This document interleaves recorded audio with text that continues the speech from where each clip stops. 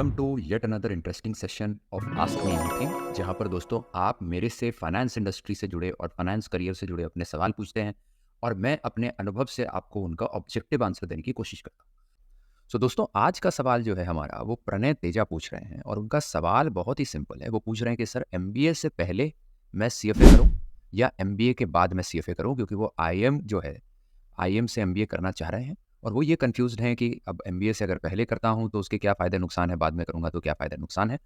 तो प्रणय, आपकी जो क्वेरी है यार बहुत ही कॉमन क्वेरी है, क्योंकि बहुत सारे बच्चे जो एमबीए करते हैं उनको ये कॉन्डम रहती है। तो मैंने यार 5 पॉइंटर्स बनाए हैं आपके लिए, जिससे आपका ये क्वेरी बहुत ईज़िली कन्वर्ट हो जाएगी। पहले तो समझिए प्रणय कि मैं हमेशा ये बात करता हूँ यार कि आपको बेस्ट नहीं होना है, बेटर होना है। इसीलिए शायद आप एमबीए करना चाह रहे हैं, क्योंकि आज जहाँ पर आप हैं, वहाँ जो है अब आप वहाँ से बेटर होने के लिए एमबीए करने की कोशिश कर रहे हैं। उसमें भी जो है आप किसी आईएम को टारगेट कर रहे हैं, राइट?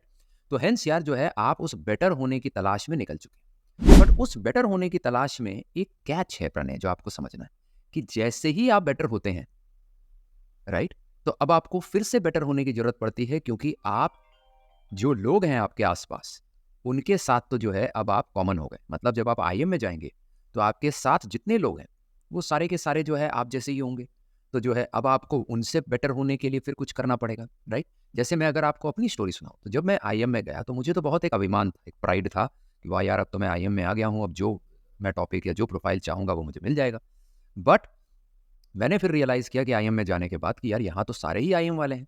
तो अब मुझे इनसे बेटर होना है तो क्या करना है? और चूँकि आपकी तरह मैं भी एक फाइनेंस एंथुसियास्ट था, मुझे भी फाइनेंस में जाने का मन था। तो अपने कोहोर्ट, अपने बैच से बेटर होने के लिए जो है मैंने सीएफए किया। तो ये है रीज़न नंबर 1।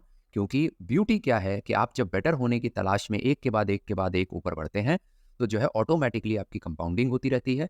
और ख़ासकर जब आप एमबीए प्रोग्राम कर रहे हैं, तो आप रियलाइज़ बहुत जल्दी करेंगे कि किसी भी इंस्टीट्यूट में जाएँ, आप आईएम में जाएँ, किसी और इंस्टीट्यूट में जाएँ, एक बार आप एमबीए कॉलेज में पहुँच गए, तो आपके सारे बैचमेट्स आप जैसे ही हैं, तो उनसे बेटर होने के लिए आपको सीएफए हेल्प करेगा। नंबर 2, आप ये भी सोच कर देखिए कि जब आप अपना रिज़्यूमे जो है समर इंटर्नशिप, जैसे ही आप एमबीए में जाते हैं, पहली चीज़ होती है समर इंटर्नशिप, जो आपके जाने के 5-6 महीने के अंदर ही जो है कंपनियाँ आना शुरू हो जाती हैं। आपका रिज़्यूमे बाकी लोगों के सामने कैसे स्टैंड आउट करेगा? जैसे मेरे बैच में आईएम इंदौर की 2010 से 12 का जो 2 साल का बैच था एमबीए का, उसमें 450 लोग थे। अब आप सोचिए 450 लोग हैं और जो ये फाइनेंस की कंपनीज़ होती हैं बहुत अच्छी स्टाइपेंड देती हैं, बहुत हाई प्रोफाइल कंपनियाँ होती हैं, तो सारे ही बच्चे उसमें उत्सुक होते हैं जाने के लिए। तो आप सोचिए 450 में से ऑलमोस्ट 350-400 बच्चा जो है वो उत्सुक है, इंटरेस्टेड है इन कंपनियों में जाने के लिए, फाइनेंस की कंपनियों में जाने के लिए। मेरे केस में वो जेपी मॉर्गन चेस थी, गोल्डमैन सैक्स थी, सिटी बैंक थी, डॉयचे बैंक थी, ऐसे बहुत सारे बैंक्स आए थे। तो आप सोचिए आपका रिज्यूमे कैसे स्टैंड आउट करेगा बाकी इन 350-400 बच्चों के बीच में, अपने कोहोर्ट के बीच में।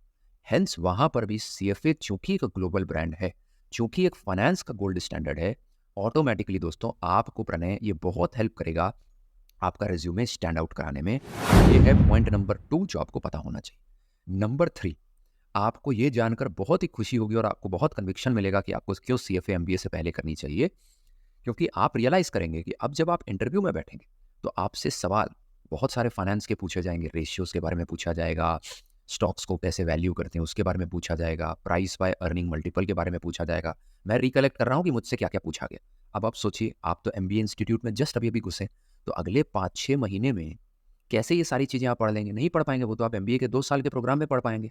तो ये 5-6 महीने बाद ये सवालों के जवाब आप दे पाएँ अपने इंटरव्यूअर को इंटर्नशिप के दौरान, वो कैसे पॉसिबल हो पाएगा? वो पॉसिबल तभी हो पाएगा जब आप सीएफए कर रखे होंगे या उसकी तैयारी कर रहे होंगे।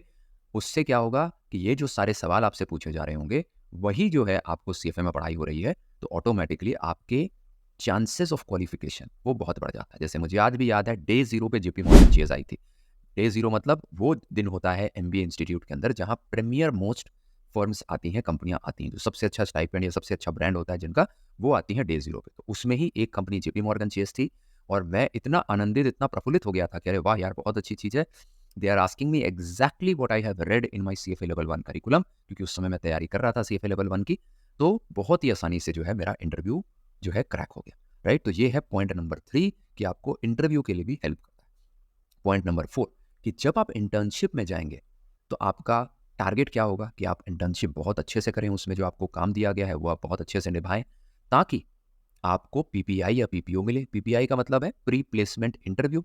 राइट? ये इसका मतलब है कि आपको वो पहले से ही सुनिश्चित कर देते हैं कि okay, when we come to the campus for their final recruitment, you are by default selected for the final interviews. PPO मतलब होता है प्री प्लेसमेंट ऑफर, कि मतलब अब आपका इंटर्नशिप इतनी अच्छी थी कि अब आपको कोई चिंता नहीं करनी है। जब हम आपके कैंपस में आएँगे प्लेसमेंट्स के लिए, तो आपकी एक सीट तो पहले से भरी होगी, आपके लिए ऑफर अभी से खुला हुआ है। तो उसको बोलते हैं PPO. Depending on company to company, कुछ कंपनियाँ पीपीआई देती हैं, कुछ कंपनियाँ पीपीओ देती हैं। तो आपको भी ये लगेगा कि वाह यार! ये कंपनी जो है, जिस कंपनी के लिए मैं इंटर्नशिप कर रहा हूँ, उसमें मैं इतना अच्छा काम करके दिखाऊँ कि जो है मुझे वहाँ से पीपीआई या पीपीओ मिले। तो वो कैसे संभव हो पाएगा? तो वो भी दोस्त बहुत अच्छे से प्रणय किससे हो सकता है फुलफिल? सीएफए लेवल 1 से, क्योंकि आपका सीएफए लेवल 1, लेवल 2, ये सारे ही जो सीएफए के लेवल्स हैं, ये बहुत ही प्रैक्टिकल चीज़ें आपको पढ़ाते हैं।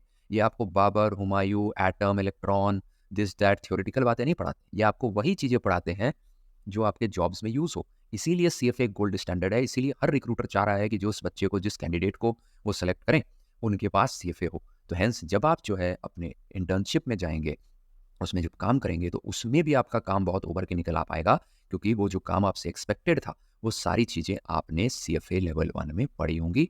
मेरे साथ तो यही हुआ था। तो मैं गया था जेपी मॉर्गन के सीएयू यूनिट में, क्रेडिट एनालिसिस यूनिट में। बॉम्बे के अंदर जो है इनका ये डिवीज़न है। बहुत अच्छा काम था, मुझे जो है अलग-अलग कंपनीज़ के बारे में क्रेडिट रिपोर्ट्स बनानी थी, ताकि जेपी मॉर्गन जो है उनको पैसा दे या ना दे, और अगर दे तो कितने टाइम के लिए दे, किस रेट ऑफ इंटरेस्ट पे दे, एटसेट्रा। तो ये सारी चीज़ें जो है मुझे बतानी थी। तो ये सारी चीज़ें आपको सीएफए लेवल 1 पढ़ाता है, रेशियोज़ के बारे में, फाइनेंशियल स्टेटमेंट्स को कैसे एनालाइज़ करना है, ये सारी चीज़ें आपको पढ़ाता है, जिसकी वजह से ये इतना प्रैक्टिकल कोर्स होता है कि आप जब इंटर्नशिप करते हैं, तो जो है उसमें आपका काम बहुत उभर के आता है। और मेरे केस में यार मुझे पीपीआई मिला था, प्री प्लेसमेंट इंटरव्यू का ऑफर मिला था, क्योंकि मेरा काम काफ़ी अच्छा लगा था कंपनी। पॉइंट नंबर 5, और ये थोड़ा-सा सब्जेक्टिव है, ये आपको कोई बताएगा नहीं, क्योंकि अब मैंने जो है इंडस्ट्री में बहुत टाइम स्पेंड कर लिया है। तो ये पॉइंट नंबर 5 मुझे अपने पर्सनल एक्सपीरियंस से पता है कि दोस्त हमेशा ये याद रखिए कि भले वो इंटरव्यू हो, प्लेसमेंट्स हो, आपका normal day to day routine रहे, ह्यूमन्स में एक बायस होता है जिसको बोलते हैं सेल्फ बायस। सेल्फ बायस मतलब कि जिन चीज़ों को हम अच्छा समझते हैं, जिन चीज़ों के बारे में हमको जानकारी होती है, उन्हीं चीज़ों की हम तलाश कर रहे होते हैं। इसका मतलब क्या होता है कि अगर आप जैसे साउथ इंडिया में जाएँगे ना, बैंगलोर में जाएँगे, तो आपको एज़ अ नॉर्थ इंडियन आपको जनरली कुछ लोग जो है, कुछ लैंडलॉर्ड्स घर नहीं देते हैं, क्योंकि उनको ये सेल्फ बायस होता है कि नहीं यार, देंगे तो साउथ इंडियन को ही देंगे, नॉर्थ इंडियन को नहीं देंगे। उनका एक बायस होता है कि यार नॉर्थ इंडियंस तो बहुत लाउड होते हैं, ये दारू-वारू बहुत पीते हैं, मेरे घर को खराब कर देंगे एटसेट्रा, राइट? और वो आपको बताएँगे नहीं, बस आपका नाम देखकर, आपकी जगह देखकर ब्रोकर को बोल देंगे नहीं यार इनको घर नहीं देना, राइट? तो इसको बोलते हैं सेल्फ बायस। यही सेल्फ बायस याद रखिए रिक्रूटर के अंदर भी होता है। वो हमेशा ऐसे कैंडिडेट्स को लाना चाहता है जिसके रिज्यूमे में सीएफए हो। क्यों? क्योंकि वो उसने खुद सीएफए कर रखी होती है। आज फाइनेंस के अंदर जो भी टॉप पोजीशंस पे एग्जीक्यूटिव्स हैं, उन्होंने सीएफए पहले से कर रखी होती है। तो उनका बायस होता है इस डिग्री की तरफ, जो हम बोलते भी हैं like poles attract each other in real life. जिनका सेम स्वभाव होता है ना, वो अट्रैक्ट करते हैं, राइट? रियल ज़िंदगी में भी। तो इसीलिए सीएफए जिन्होंने कर रखी होती है, जो बहुत हाई चांस है कि आपके रिक्रूटर पैनल या इंटरव्यू पैनल में उन्होंने कर रखा होगा सीएफए, तो वो जो है जब आपके रिज्यूमे पे भी सीएफए देखते हैं, तो आपके चांसेस ऑफ सिलेक्शन जो है बहुत ज़्यादा हो जाते हैं। तो मैं क्विकली रिकैप कर देता हूँ आपको। पहला, कि जो है यार आप हमेशा याद रखिए कि बेटर होने की होड़ में आप हमेशा दूसरों से ज़्यादा अच्छा स्टैंड आउट कर पाएँगे। आईएम्स के अंदर आप जब जाएँगे, तो बाकी सब लोग भी आईएम से ही होंगे। इसीलिए आपको अपने रिज़्यूमे में सीएफए रखने से आप स्टैंड आउट कर पाएँगे। दूसरा, कि आपका रिज़्यूमे बहुत इंपॉर्टेंट है कि रिक्रूटर को जब दिखे तो वो स्टैंड आउट करे, क्योंकि फाइनेंस की कंपनीज़ ऑलमोस्ट आपके बैच में सारे लोग अप्लाई कर देंगे, क्योंकि ये अच्छी स्टाइपेंड और अच्छा ब्रांड होता है इनका। इसीलिए रिज़्यूमे को स्टैंड आउट करने के लिए भी सीएफए आपको चाहिए होगा। नंबर 3, जो आपको इंटरव्यूज़ में क्वेश्चन पूछे जाएँगे इंटर्नशिप के दौरान, जो आपके 5-6 महीने बाद ही शुरू हो जाएगी इंटर्नशिप की इंटरव्यूज़, जब आप एमबीए कॉलेज में जाएँगे। तो इंटर्नशिप के दौरान भी जो है आपको सीएफए हेल्प करेगा in terms of cracking the interviews.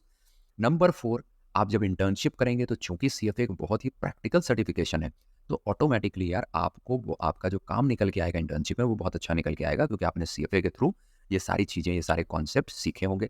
And number 5 जो है यार, आपके रिक्रूटर में सेल्फ बायस होगा, क्योंकि उन्होंने भी सीएफए की होगी, क्योंकि सीएफए आज एक गोल्ड स्टैंडर्ड बन चुका है। एंड हेंस ये 5वां रीज़न जो है, जो सेल्फ बायस का है, वो भी हेल्प करेगा आपको, क्योंकि आपके रिज्यूमे में जब वो सेल्फ सीएफए देखेगा, तो इस रिक्रूटर को भी सेल्फ बायस उसका ट्रिगर करेगा। जैसे साउथ इंडियन एक साउथ इंडियन और नॉर्थ इंडियन को देखकर ज़्यादा अट्रैक्ट होते हैं, सिमिलरली उनको कॉन्फिडेंस आता है कि हाँ यार इसको घर दे सकते हैं। सिमिलरली इस रिक्रूटर को लगेगा कि हाँ यार आपके रिज्यूमे में सीएफए है, तो जो है ऑटोमेटिकली आपको रिक्रूट करेगा तो उसको लगेगा कि हाँ यार इस बच्चे पे या इस कैंडिडेट पे हम जो है दाव ले सकते हैं, right. So I hope Pranay आपकी ये क्वेरी जो है आपको बहुत क्लियर हुई। आज मेरे पर्सपेक्टिव से मैंने टारगेट किया है कि जिस तरह मैं अपने कोर्स को बहुत प्रैक्टिकल एग्जाम्पल्स और रियल लाइफ एग्जाम्पल से समझाता हूँ, उसी तरह से आपके क्वेश्चन को भी मैंने बड़े अपने पर्सनल और रियल लाइफ एग्जाम्पल से समझाने की कोशिश की है। I hope you got the perspective. I just hope यार that all those who are watching the video today, if you are also in a similar conundrum कि यार एमबीए के साथ साथ सीएफए करें, पहले करें बाद में करें, तो आपको भी पर्सपेक्टिव मिला कि आप अगर जो है सीएफए एमबीए से पहले कर लेते हैं, एमबीए के साथ साथ करते हैं, तो वो आपको बहुत बहुत हेल्प करेगा। So thank you so much आज इस वीडियो में जुड़ने के लिए। I hope this was helpful for you, right. Do subscribe to the channel and stay connected. We keep doing these regular videos which are very high practical aptitude. So this will help you going forward. So thank you so much. I will see you very shortly in another video. Bye-bye. Doston, I hope you gained a lot from this session today. If you are excited to start your journey in finance and want to prepare CFA, friends, I am here to help you. I have prepared the entire CFA Level 1 curriculum in very easy to understand lecture series. It has a lot of practical examples, right, from the finance industry and business industry, where I've explained you every concept, linking it to how this concept is used in the real financial world, like fiscal policy, monetary policy. I've picked up real quotes from the industry to explain you these concepts. So do give it a try, because that way your concepts will really go not in your mind, but in your heart.